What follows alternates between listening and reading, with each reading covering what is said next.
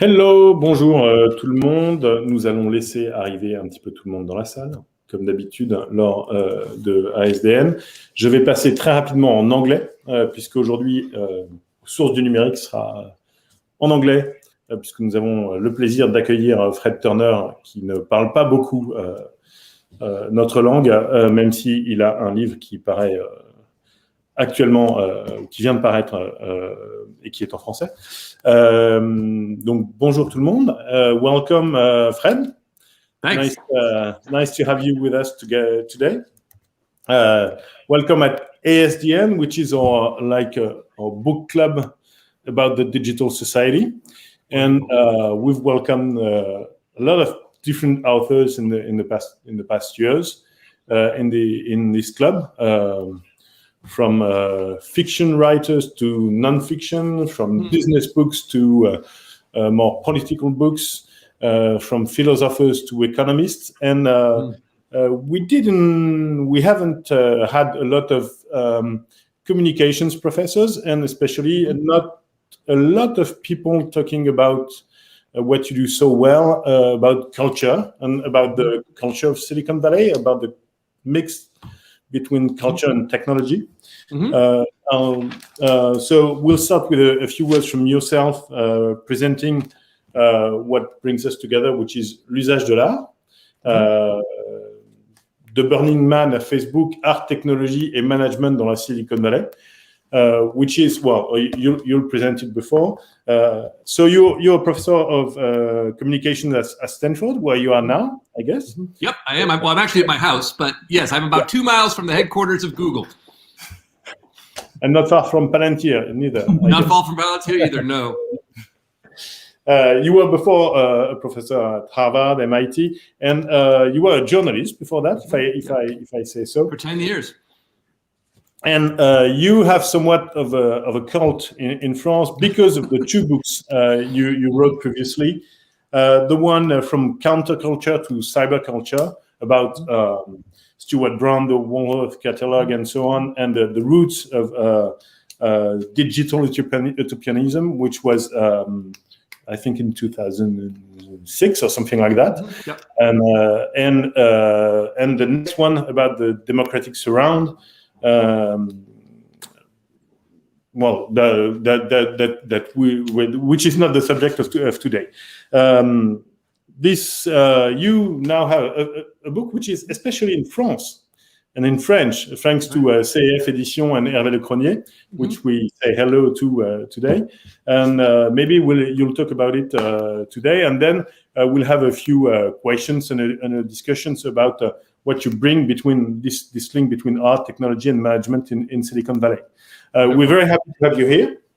Henri is with us today to chat with us. Yes. Welcome, Henri. Hello, everyone. Hello, Fred. I'm very happy to discuss with you today, as I also visit Facebook headquarters in Menlo Park. So I know quite well what you describe in one of your papers that we'll be discussing today, and I'm interested also to share what I experienced there because I think it's quite an experience to visit such a place, as you mentioned it in your book. So I'm very excited about your presentation and the discussions that we will have today.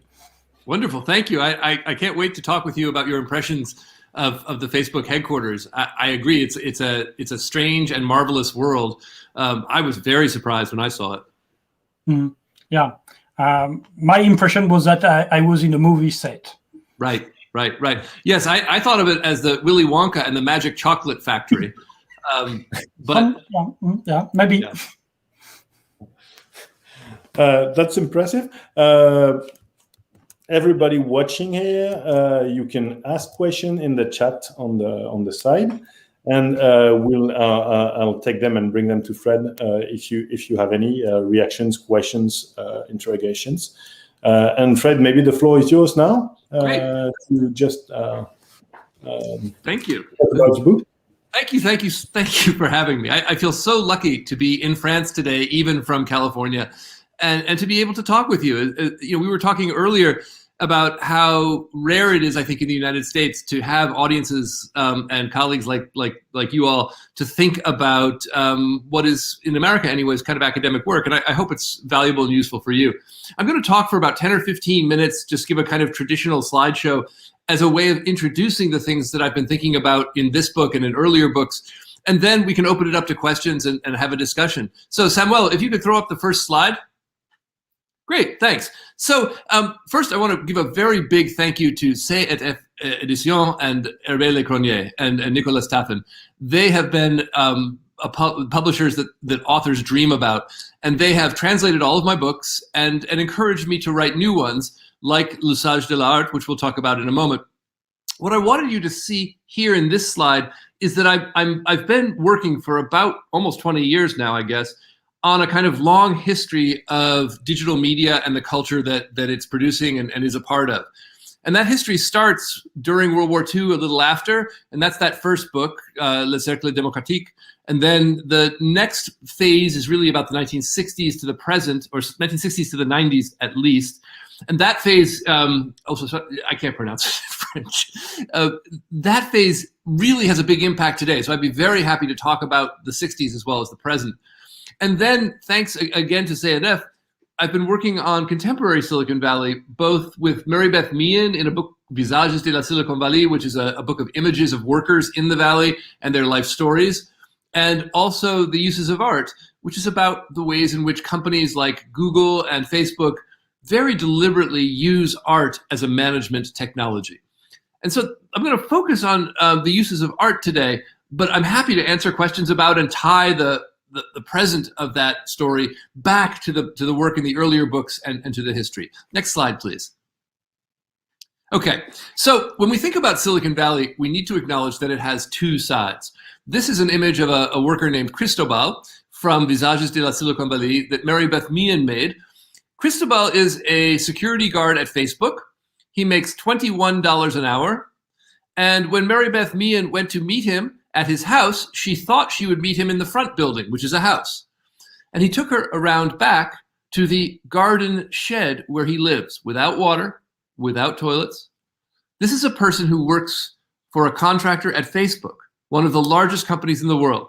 And I think his life makes visible one side of Facebook, the side of Facebook that is ruthlessly capitalist, ruthlessly focused on innovation and profit. Next slide, please. There's another side of Silicon Valley, and you can see it very clearly at Burning Man and at many of the kind of cultural events that surround the tech world, raves and other things. This other side of Silicon Valley has a deep history in California, and it's the side that's devoted to finding oneself, learning to be a whole person, discovering one's interior spiritual condition, and trying to bring that interior spiritual condition to every part of life. And that includes work, the workplace, home, collaboratively living, communally living. That kind of spiritual side of Silicon Valley is here too. Next slide, please. The question that I've been focused on across the books that I showed you earlier is, how are these two sides coming together? And this, I think, is where art starts to come in.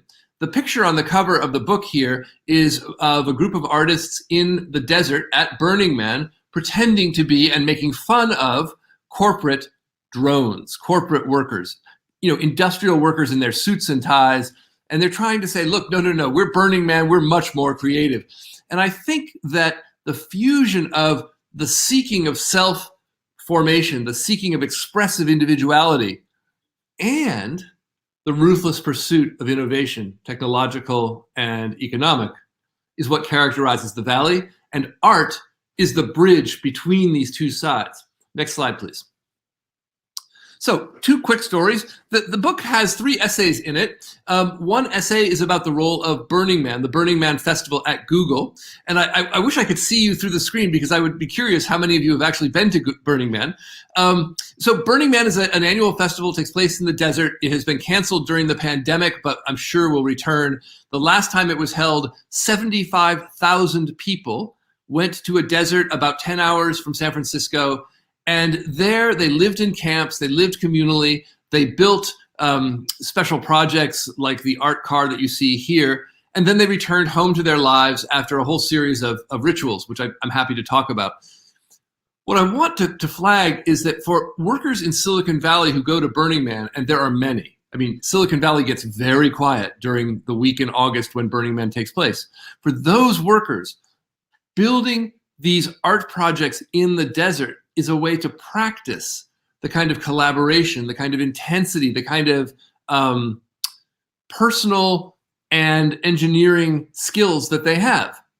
And when they return to Google, they bring that sense of themselves, that identity, back to work. So that when they are coding for Google, many will imagine themselves not simply as employees for an industrial firm, but as creative, collaborative individuals working on an artistic project. Next slide, please.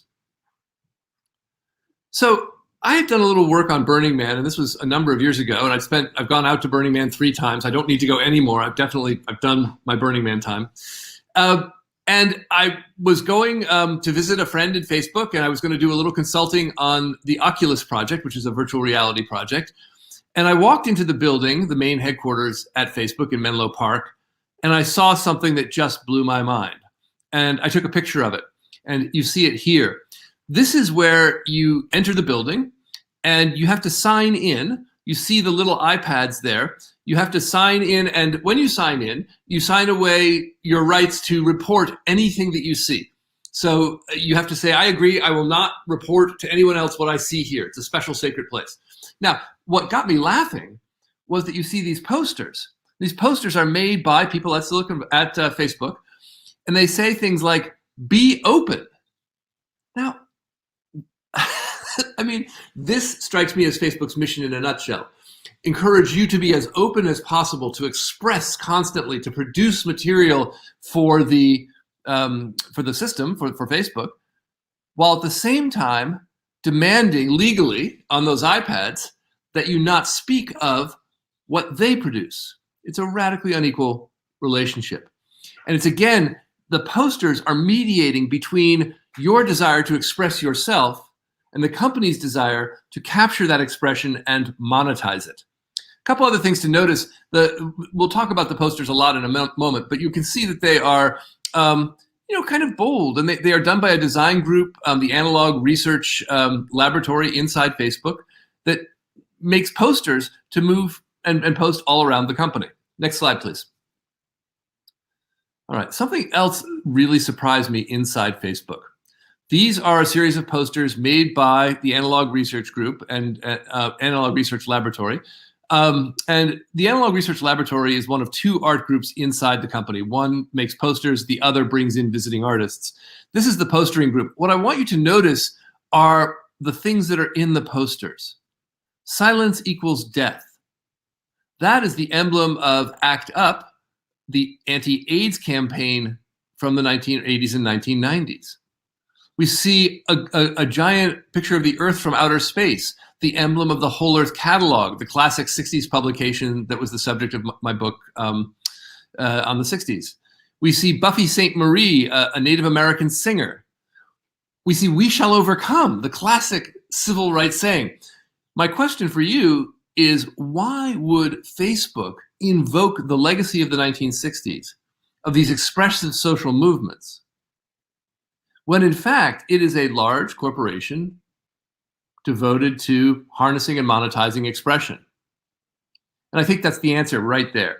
I think if you can create an identity in Facebook workers that says you are members of a social movement and you are serving the social good by producing Facebook code, then you can help these workers imagine themselves as legislators of a new kind of future, rather than simply corporate drones. Okay, next slide, please. And this leaves us with a question. If, in fact, the work of art in Silicon Valley is to help coders especially imagine themselves as creative, flexible, playful laborers, then we need to start thinking hard about where the line between labor and play might be, and whether there should be a line at all. How do we think about art and creativity and class? how do we think about the fact that Cristobal is still in his shed while coders at Google are in a space that is being deliberately reimagined as an artistic playroom? All right, these are the kinds of questions that I've been wrestling with. I very much look forward to talking with you about them. I hope this gives you a little glimpse of what I do. Thanks.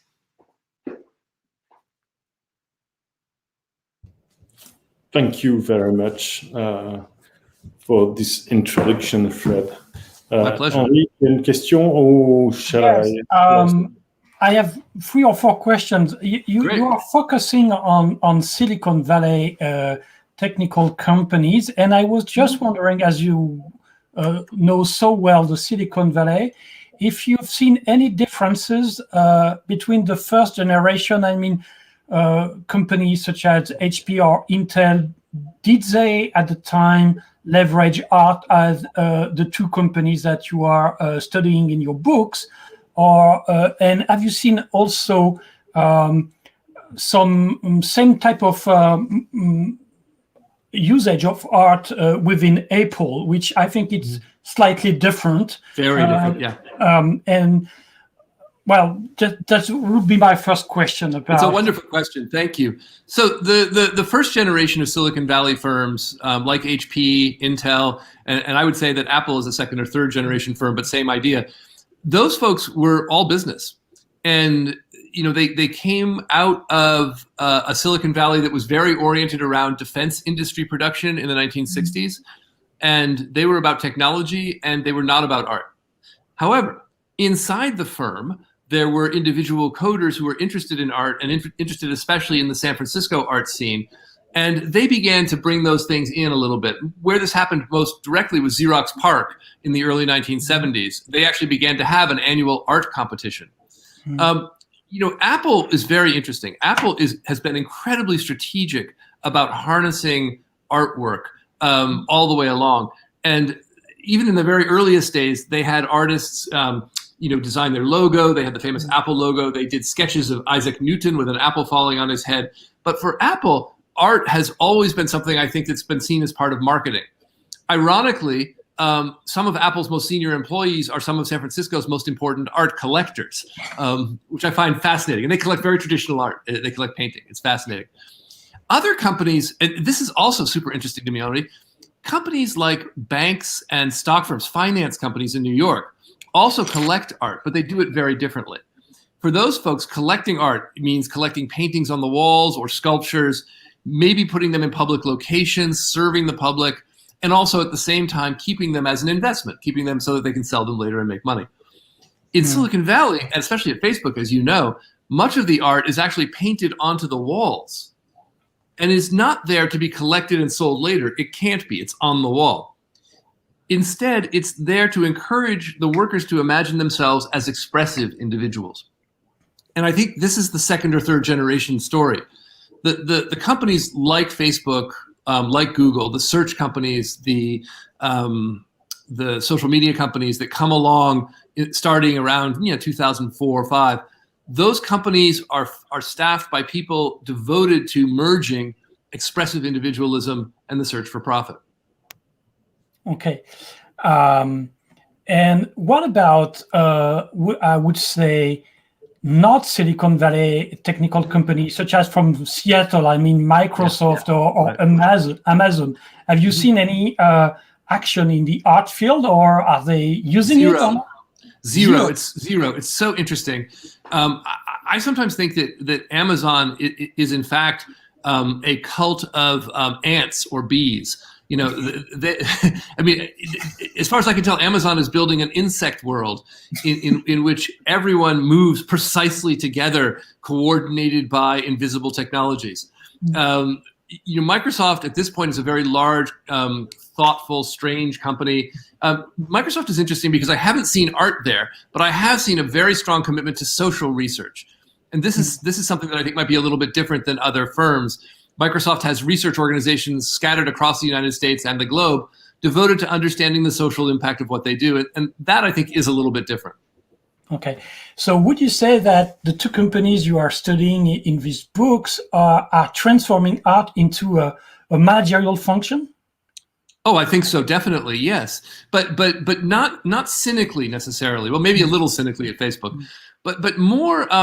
What I find interesting, and I think this is characteristic of Northern California tech firms, what I find interesting is the way that these firms are leveraging cultural styles that may be native to the region, to California, and turning them into techniques for organizing actual manufacturing. This is what I find so interesting.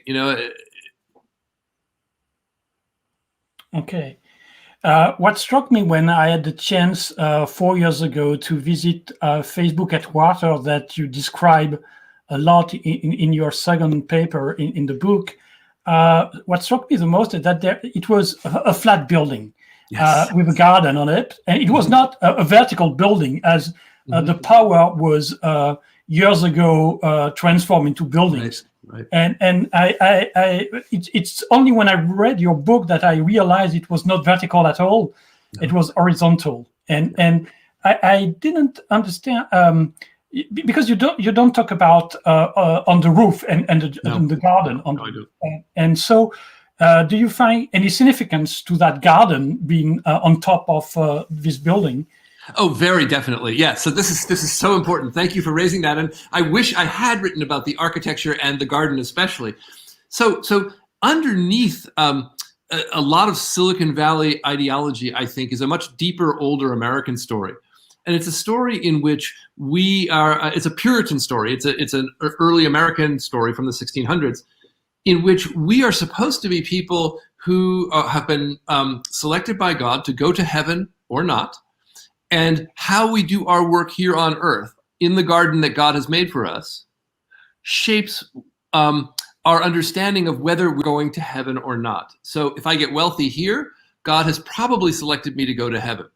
My point is that the laboring space of Facebook, the flat building, and the garden are emblems of this different way of being, a way of being in which one's work, one's labor is merged fully with one's social being.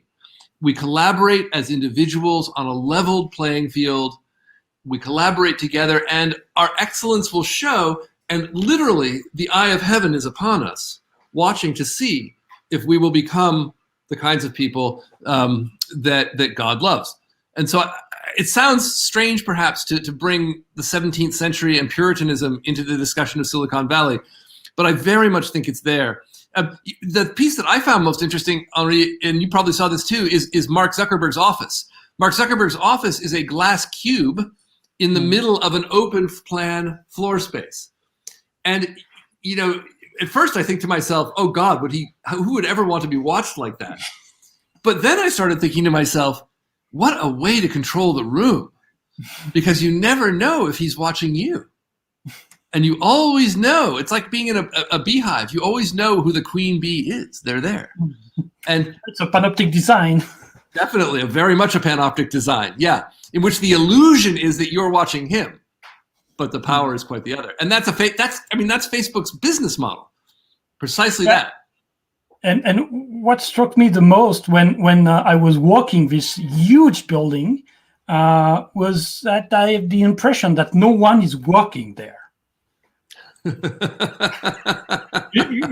it was an impression that that it's not designed as a workspace for me. Right. And no, it's impossible to find such a building in Europe. I think so. It's so interesting.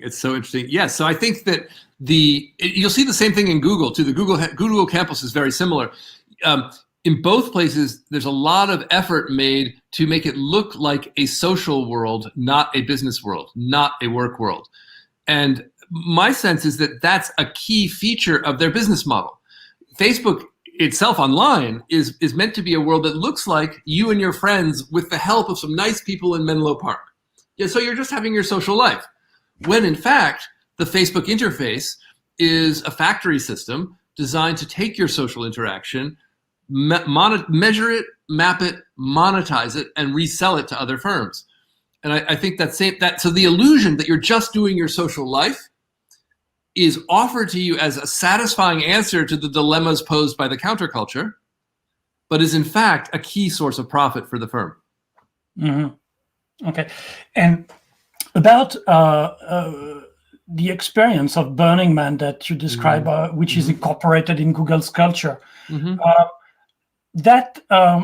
wrote a small paper about co-working space that pop up everywhere in the world, and I was just wondering if because I saw them as a way of trying to recreate in the physical world the serendipity of the nets and of internet, and there's some idea about that in the way you see Burning Man experience as incorporated into Google's, where when you describe Burning Man, you say, well, it's also a physical internet experience, and I found the idea very interesting about connecting people in another way for a limited amount of time, and I never been there. So you've been there 3 times, I think so.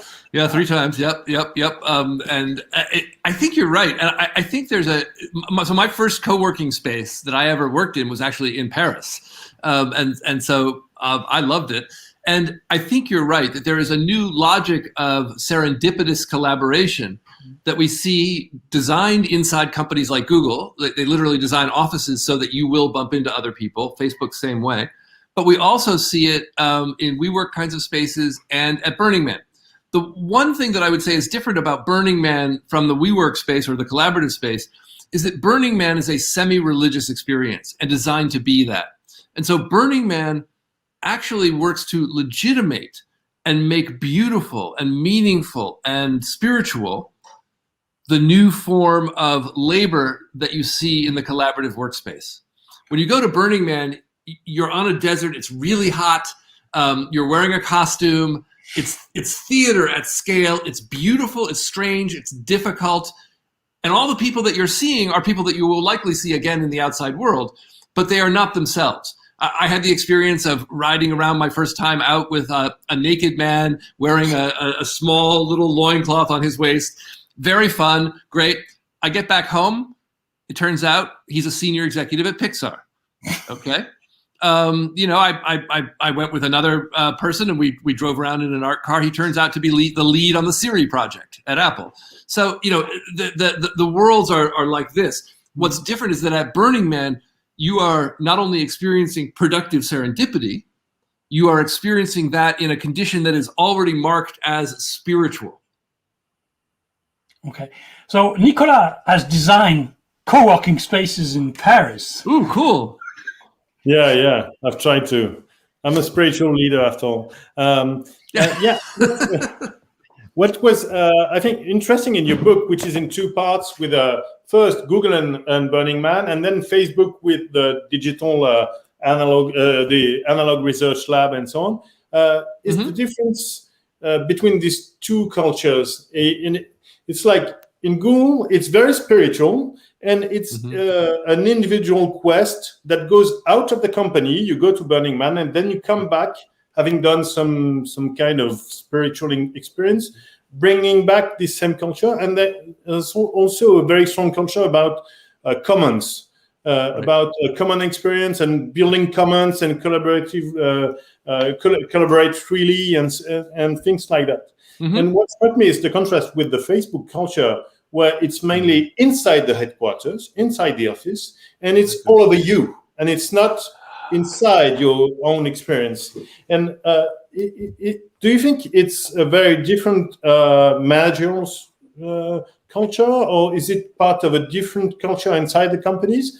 Or am I just no? I think it's such a inside the different cultures that are. No, it's such a wonderful insight. I hadn't thought about it that way, but it makes complete sense to me.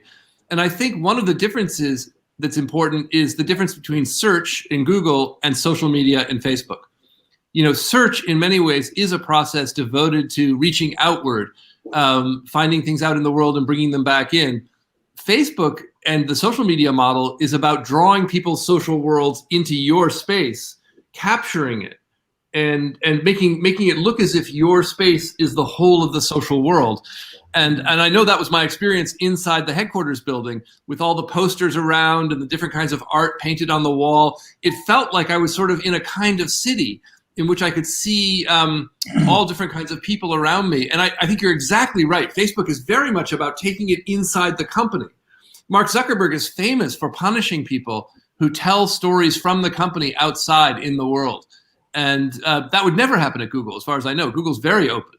And Apple would be a third culture. Apple, Henri, as you know, is a very kind of locked down, super private, we never talk about what happens here kind of place. Yeah, yes, I know that. Yeah. And super dry and white and oh yeah. You know, less, but think about the Apple headquarters, right? The Apple headquarters is a huge circle. It's a giant circular building, and it's you know, the circle signifies a kind of collaborativeness, right?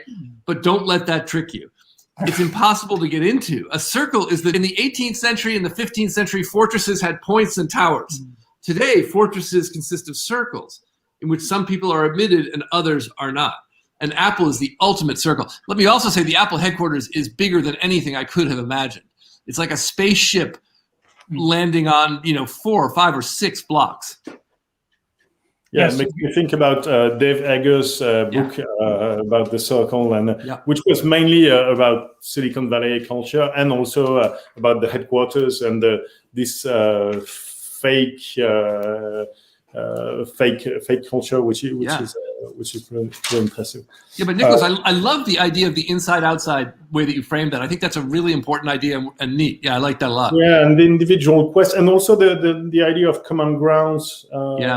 And building some assets where everybody's working on, right, more than expressing and working on the individual. And maybe the question that you're pointing us to here also is, how do you build a commons either inside a firm or using the technologies developed by a firm outside in the world? And our understanding of commons, I think, tends to come from a kind of public understanding of shared resources, the shared good, the shared space of conversation. But we're living in a time where different technologies, search, social, can capture, monetize, manage, treat that commons differently. And I think one of the things that art does in Silicon Valley, and you both pointed it out, is that it creates the illusion that inside the company, or in Google's case, at Burning Man, there is a commons that the company serves, and that by working for the company, you are serving the common good. Whether or not that's true, I think, is an open question. Mm-hmm. Yeah. And I think Google was created earlier than Facebook, and on the idea of contributing to knowledge and to building and organizing knowledge outside the company. And Facebook was created after the internet and later, more in privatizing and organizing social lives in some ways, and standardizing and expanding it, and also having some higher purpose. But I think it's a different thing. I've lost my. I had another question. Sorry, no, great. It's going to come back. I've lost it. No, the idea was, do you think it works? I mean, employees at Facebook surrounded by be open and whatever new motivational posters of today and so on. Do you think it works? Or are there any research works that try to understand if the culture is really performative? Is it working with employees, or do you think that they contribute, or are they being really cynical themselves? Or do you see any differences? That doesn't appear that much, because it would require, I guess, some real research to answer such a question. But do you have any I have some thoughts about this. idea? Yeah. So the first thought is I don't have access to any research that would answer that question. And Facebook is, like all of these companies, is very private about this kind of thing. I'm sure that Facebook has done some internal research, but I haven't seen it. What I have is the ability to sit next to Facebook in Stanford and meet many people who go through the company. And my sense is that for many Facebookers, the art and the ideology are very effective at the beginning. People really drink the Kool-Aid, but after 2 years or 3 years, it starts to fade. And in fact, by year 4 or so, many people are looking for a way out. They see themselves working constantly, working very hard, working on code. They see that the world around them is beautiful and artistic, but it's only there. It's only inside the company. And at the end of the day, free coffee, free restaurants, it's not enough. One thing to note about the Facebook headquarters that Henri was also pointing to is that it's like a little city. It's the main building is large and flat, but there's also a kind of central area with free restaurants, free shops, and it looks just like an actual town, except everything is free and only Facebook employees are admitted. And this, I think, is another model of the kind of commons capture that is kind of strange. Do people like it? I think it works for a while. You see a lot of people going for 2, 3, 4 years. And I've spent a lot of time at Facebook recently for other things. And the thing that has struck me most powerfully and most recently is how anxious many Facebook employees actually are. The sense that we're working at a company, we don't quite know where we're going. We know the stakes are very high. We're not sure what we're doing. We're not sure our employment is going to be stable. Yes, I get to be an out gay man at work. Okay, but that's it. And I don't know that that's enough. And I think for many folks, it's not. What I found interesting in your book about Facebook is that that the group is Analog Research Arts. That's the name. And analog for Facebook, you would expect such a company to use digital for promoting arts and right. Trying to combine digital and arts in a way, but they come back to a very classical type of art. Yeah. Do you have any interpretation of that? I do. And I think that it ties into what Nicholas was saying earlier about Google's culture versus Facebook's culture. So Google has, in fact, emphasized digital art. And you'll know that they have a large center for art in Paris. And they're very much trying to develop in that area and employ people who work that space. Facebook, by contrast, thinks of the Analog Research Laboratory as an internal counterweight to the digitization of the social world. They see it as a way to, and sometimes people who work there say this, to detoxify workers who are doing digital things all day and put them back in touch with the physical world. I see it differently. I think that Facebook is building on the cybernetic insights of Norbert Wiener from the 1950s. And Norbert Wiener dreamed of a world in which everything, words, texts, organic bodies, machines, everything was an information system.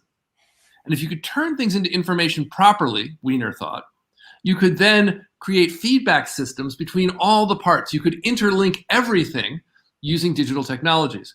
That's, I think, the Facebook dream. And so when Facebook brings art in that is material and analog, they are simultaneously saying, take a break, relax, be in the world. And, by the way, all the world belongs inside Facebook. Everything can be captured as information. Interesting. I wasn't unmuted. That is so true. I think here in Paris, I created a few years ago with a few friends festival about generative arts, about when code meets art.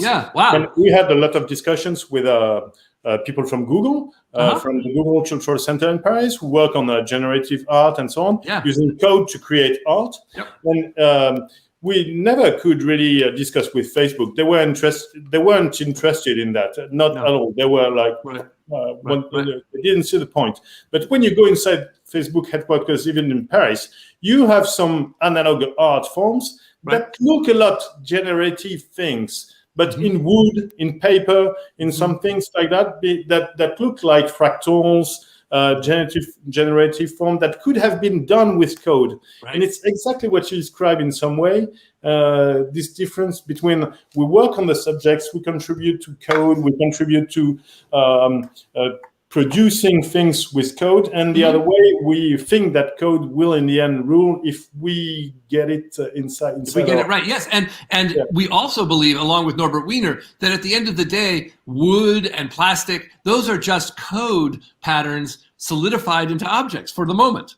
We can turn them back into code with our magical technologies.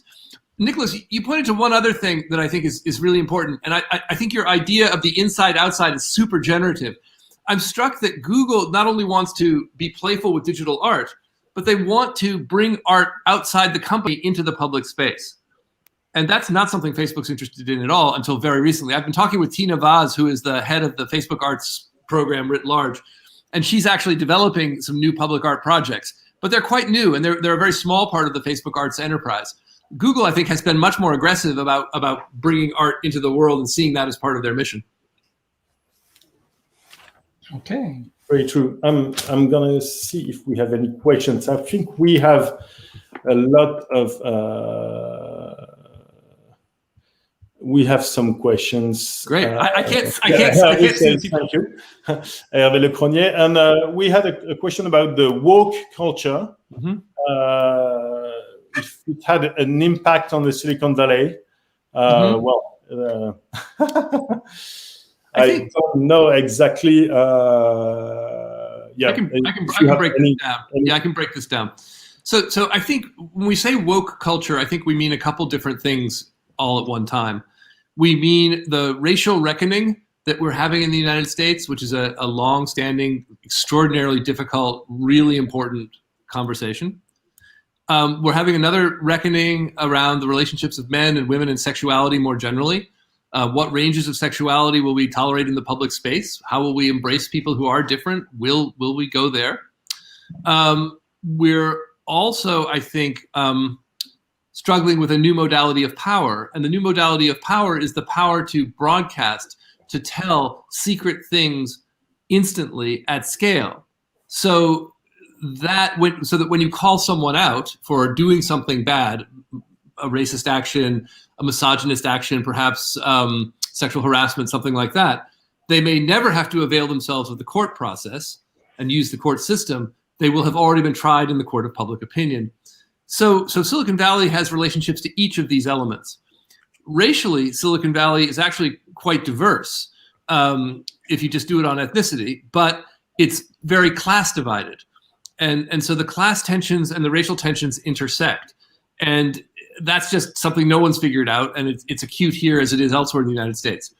Gender relations in Silicon Valley remain very difficult. I think women are treated by and large quite badly in Silicon Valley firms, and I think they'll talk about that much more directly. You know, Sheryl Sandberg will say lean in. Well, I know an awful lot of young women who've been asked to freeze their eggs that they keep working for the company. That's not leaning in, that's something else. So that's the kind of stuff that we deal with here. The third piece that I think is really important, and I don't think any of the companies have wrestled with, is their own role in facilitating trial by public opinion. You know, if you run a platform, you are providing the tools for people to, quote, call one another out. And I don't know how to think about that, but I do know that we have developed a series of extrajudicial, outside the law, ways of trying and punishing people. And on the one hand, I'm glad that we're finally surfacing sexual harassment and racism. On the other hand, I'd like people to be treated fairly. I don't know how to balance those two.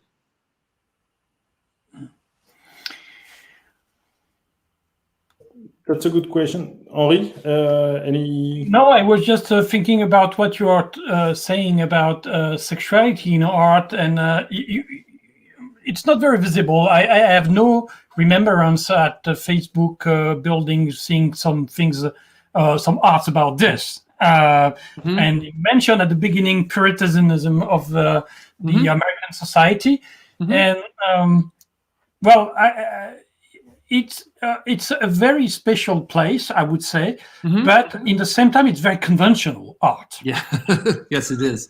And I think there is art about sexuality, but it's art about the information about sexuality. Let me see if I can explain what I mean. So there are not pictures of naked people, anyone doing anything connected to sexuality with their bodies anywhere. Okay, exactly. Right. But there are things like the silence equals death and the pink triangle. These are things that signify, particularly to formerly minority sexuality groups, that they belong here. Those things are echoed by the human relations policy, which says very explicitly in these words, you can bring your whole self to work at Facebook. We want you to do that. So we're offering you the place to be your whole self. My point here, Henri, is that sexuality is not visualized. but coded references to the full array of sexual preferences are made frequently, and the company is offered as a place where you can live out that array, whatever a particular pattern makes you happy. Okay. Yeah. Okay, thanks. Yeah. Yeah, so I think we have a question about Twitter. You've been exploring Google and Facebook because the question is their new brand identity is quite art oriented and creative. Do you have any other Silicon Valley tech companies example or difference between the compared to these two, or didn't you work on any of it? So I have a student. I wonder what Palantir's headquarters look like. Yeah. So I have a PhD student working on Twitter and architecture right now, and she tells me much more than I know, and I can only repeat what she says. And she points out that they are, like Facebook, trying to think about the relationship between art, information, and nature, and that they're really working hard to figure out what an urban campus might look like. And that's really all I have to say about Twitter. I don't know very much about them. In the startup world, it's much more interesting to me. I think that startup people tend to be so focused on the business proposition and the value proposition that there is little to no time for art. When there is art, though, it's done in collaborative, collective spaces. And many people in the startup world are interested in art and are interested in particular kinds of art, Burning Man styles of art, but they don't do it inside the company. They do it outside the company and then bring it in later. One of my favorite venues for this in San Francisco is a venue called Gray Area. Gray Area is a multimedia arts venue in the Mission in San Francisco. Many tech people are involved there, but I would not say that it's central necessarily to their corporate mission the way that art is to Google or to Facebook.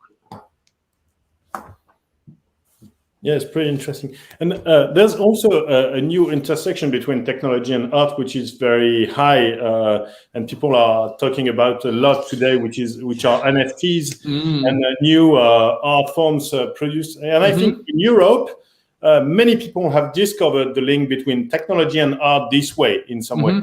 Like traditional art movement, galleries, museums, traditional artists, not Silicon Valley style and so on. So is there any conversation about NFT and art and tech inside this startup world, inside this Silicon Valley world, or is it rejected and something very like New Yorker or finance and no, it's taken very seriously. So for the conversations that I'm in here about NFTs are actually conversations about Bitcoin and the ledger. They're not so for my local community, NFTs are another variation on the Bitcoin formula.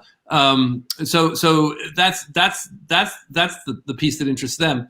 I think there's a lot of speculation here with digital currency of different kinds, and the NFT looks like a visual digital currency. Some people here are making tremendous amounts of money speculating in NFTs. So, now people take it seriously. The thing I want to say about an NFT is that an NFT is, from my perspective, is not so much art as financial currency. NFT for me is like a beautifully designed dollar bill. It's almost meaningless in itself, but as part of a system of exchange, extraordinarily valuable. And in some ways, it represents the culmination of where the New York art world has been headed for a long time. The New York art world and the finance industry have been tied like this forever. And if you're a collector, frequently you want a work of art that's going to increase in value over time. So you worry about provenance, you worry about care, you worry about labeling. NFTs have flipped that relationship. So now you can have the value without actually having to have an object at all. You can signify all the value, all the kind of ancillary, peripheral receipts and provenances. That's what you're buying and selling with an NFT. The image is just sort of the guarantee of that. I hadn't thought of it like that. Yeah, it's pretty interesting. I wonder if we have, Fred, I have a question about the Facebook headquarters. Do you envision it maybe one time being a museum? Oh, that's an interesting question. Oh, what a good question. Oh, I'm thinking too that it's so an art museum. Would it be? I get it. I think I'm just fascinated by the question. I'm thinking of two other places that might be examples that would suggest it would. The first is the Computer History Museum here in Mountain View. I had that in mind. Yeah, exactly, which was a company headquarters. And then I'm also thinking of the Tate, London, which is in a former factory. And I think that would be a beautiful idea. I love that idea. I would offer it as a museum of art and industry. I mean, I think it would be interesting to think about the display of art and the display of the modes of labor that art enabled at Facebook. I would like to see those things together. But that's a great question. Wow. Don't tell Mark Zuckerberg. I can see that in some future, in some way. Yeah, I can too. Yeah. You have someone that guide you to its office and say, Mark Zuckerberg was sitting here. I have been to Mark Zuckerberg's office. I did not have a guide. Yeah, I think that's all we need to say. You had a security man with you. So getting into Facebook's very tricky. I was very lucky, and in both in Google and in Facebook, I was only able to get in because at the beginning I was doing other things. So at Google in 2006, I was talking to people who were working on the Google News app. Well, it wasn't an app then, but on Google News. And then at Facebook, I was talking to people who were working on the Oculus system. In both cases, I got inside the building, and then my eyes popped open. And at Google, I saw pictures of Burning Man everywhere, and I'm like, what is going on here? At Facebook, I saw the art, and then I began asking around. And this is the thing about both of those companies. If you approach it as a friend of friends inside the company, many things are open. If you approach it as a reporter or from a professional angle, everything suddenly closes. What happened at Facebook was that I did 4 or 5 visits, pretty extensive visits, without telling anyone other than the people I was talking to what I was doing. I was very open. I was going to write an article. Once that news went up the chain to the sort of executive level, then I suddenly had a security guard. I had a minder, a public relations minder who accompanied me. She it was like having an extra arm. She was so close to me, and she was very controlling. And that was the last visit I paid to Facebook for the art study. There's also sort of a business coming from France where a lot of executives coming from other places in the world go and visit these corporate headquarters with something really well designed where you get to see but you cannot enter and interact. It's more like when you visit a factory, if you go to Shenzhen or to Shanghai today, and you get to see, and they show you some glimpses of this culture, this new managerial culture, and then you get to interact. I visited Twitter headquarters this way, and so market that as knowledge journey, super touristy. Oh, wow. I'll read, they call it a knowledge journey? Yes, they call it I love it. I love it. Well, this is one of my fears, and this is one reason I'm so glad to be speaking with you in France. One of my fears is that companies like Facebook and Google are working very hard to export their culture. And I've spoken in France. I gave a talk in France, 5 or 6 years ago, and the audience got very angry with me because I was talking about, it was fascinating. It was like, whoa, very surprised. I was talking about the negative consequences of this highly individualized mode of labor that we see in Silicon Valley, the sort of culture that we see. I was talking about what it does to people who work in that culture. And I was comparing it to the French structure, which I understand is much more secure, has other problems, can be quite bureaucratic, but has other values. And my French audience was saying, oh, you don't understand. We desperately need to break out of our traditional way of doing things, and we need to embrace the Silicon Valley flexibility. And that might be true. I don't know. But I will say that I'm concerned that people will equate the collaborative, flexible, but very risky, very high tension, very high anxiety mode of living that Facebook and Google offer their employees with the future and see it as good. And when I go to Paris, I see beautiful boulangerie. I see beautiful bookstores. I have dinners with friends who have time for dinner. I see people who take life seriously. And I wish we could send all of our tech workers on a 3-week knowledge journey to Paris, where they spend some time in restaurants and they spend some time thinking about all of human life, not about how to capture human life and transform it into profit.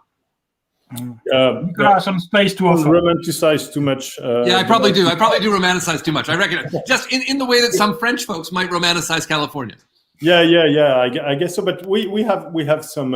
We have a strong startup scene now. Good, where this way of living is extremely powerful. And I've seen many startups offices in Paris where you have posters on the wall where it's written "Move fast and break things," and copying in some way or inspiring themselves from more, I'd say, more Facebook culture with a lot of tech and motivational posters and all this. All this production of messages, which is, I think, quite new, and also many French people go to Burning Man every year. Yes, that I know, and there are many French people here in the Silicon Valley. Yeah, and there's strong back and forth movement, I guess, in some way. But yeah, we have more boulangerie and bookstores, I guess. Yeah, but here's a question, right? Is there a culture that we could imagine? I'm just asking if we can imagine it. Could we imagine a fusion of the collaborative, flexible, high-speed manufacturing that we see in Silicon Valley and French culture? Could we imagine, as Xi Jinping is always asking, he's always asking, can we imagine technology with Chinese characteristics? And I ask, can we imagine social media with French characteristics? Can we imagine a startup scene with French characteristics? And what might that look like? And what might we here in Silicon Valley learn from that? Well, I know two French social media. One is called Nos Voisins, and our neighbor. It means like this. So it's very local. And another one is very private. It's called Gens de Confiance, which is very class-oriented also, and very private. And so you see, when French culture enters the digital space, it's also produced things that you never see outside of France. So I'm quite skeptical about that fusion. Interesting. That's really interesting. I remember the Minitel, of course. So, yeah. Yeah. I don't know what a French startup tech scene would look like. But it's the history of American companies getting into France and adapting to France culture is extremely interesting. Usually they start bringing all their culture, then they mix up, and then they go back imposing themselves. If you look at the Facebook offices in Paris, they started in a very nice Parisian office in a very traditional building. Then they went something modern. Now when you enter the office, you're somewhere else. You're not in Paris anymore. You're really in Silicon Valley in a Facebook building, right? And it's extremely disturbing in some way because you really are in the center of Paris, and then you're not in Paris anymore. And I remember a very nice conversation with Microsoft former CEO in Paris. He was just the new CEO at the time, and he said he came back from 20 years in Seattle, and he was in the office, and he said to me, "You know what? What I really like here is that I could be anywhere in the world and it could be the same." And I was like, don't say that in Paris. Because if you say that to a French guy, he will tell you, what? But you're not in a colony. And he was a French guy. He was he had spent 20 years in the US. And he was so happy to be in a Microsoft office. Like it could be in Dubai or in Shanghai or in Paris or whatever. It's the same. And he was feeling very comfortable. And I think it has evolved since quite much to incorporate local cultures and to mix and to open. But it was quite right. It was, and this raises a question that I think is an important one. And as you were talking, I was thinking the story you were telling sounded just like the story of a British diplomat or a British soldier in the 1800s who went to India and said, my club, it's just the same here in Delhi as it was back in London. And I think this is an open question. These global systems, are these kinds of workers becoming human NFTs? Are they becoming kind of human signifiers traveling through these systems globally?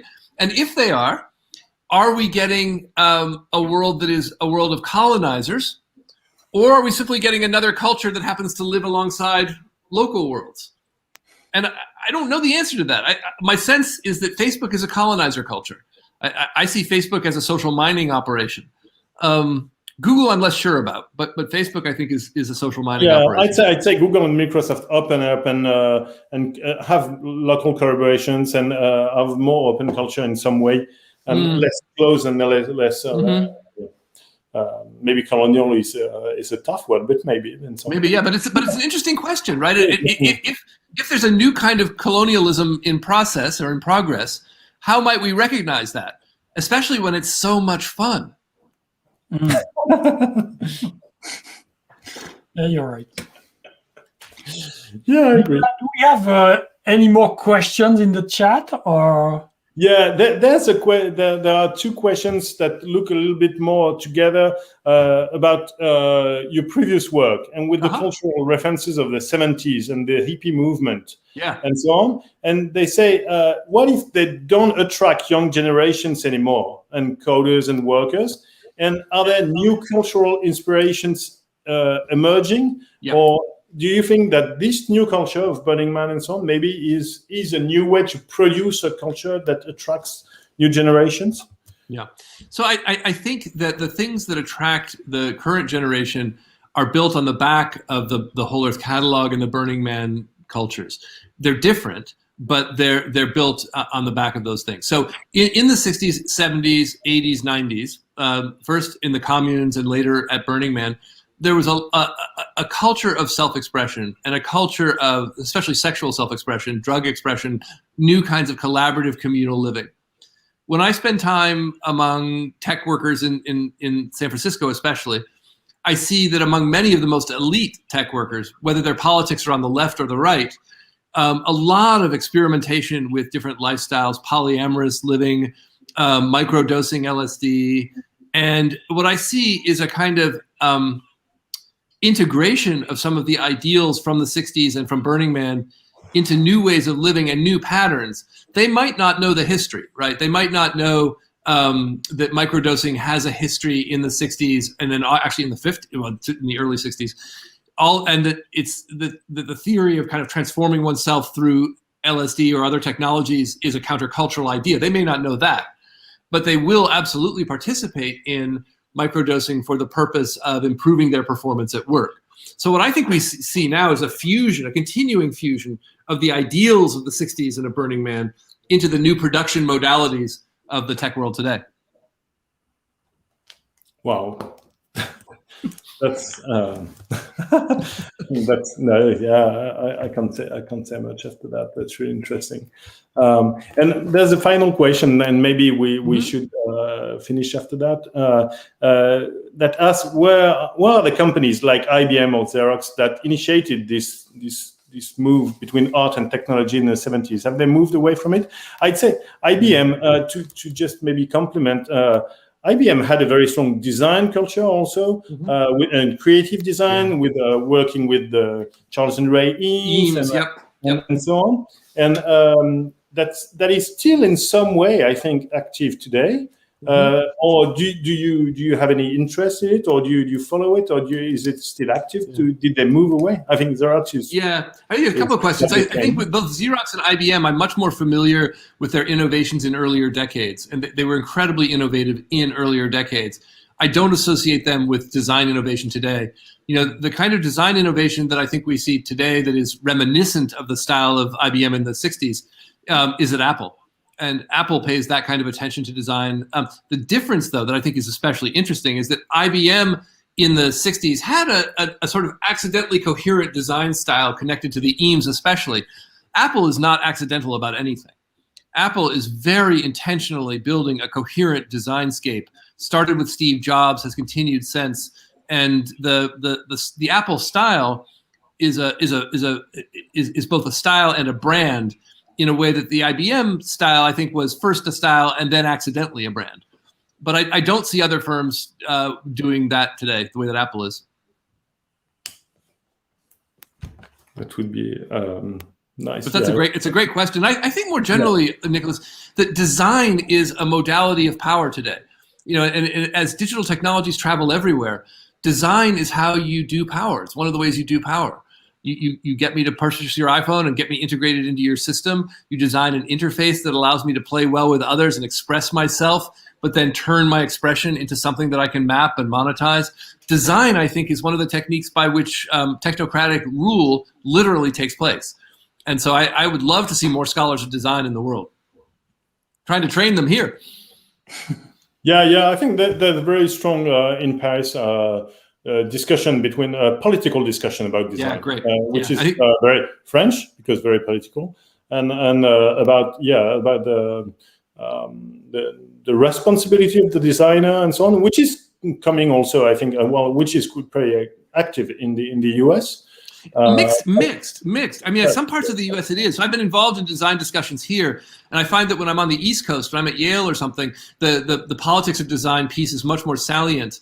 Here, at Stanford, we have the D School, and the D School's design theory is one of essentially listen really closely to the user and design for the user.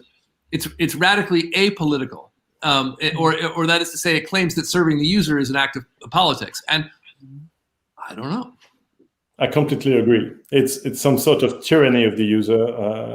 That's a nice phrase. The tyranny of the user. Oh, that sounds like a book title to me. Yeah, I think. It's pretty political, and all the politics of the big platforms has been to design for the users in some way and take power from the users, and in a sometimes not very coherent or balanced way, in a relation that was both give a lot to people, make them want your product, listen a lot to them and stick to them, and contrarian to a more responsible way where you listen to all the stakeholders around you, and not only to the customer or the user. Yeah, this brings us back to. I know we have to stop, although I don't want to. But this brings us back to the colonization problem.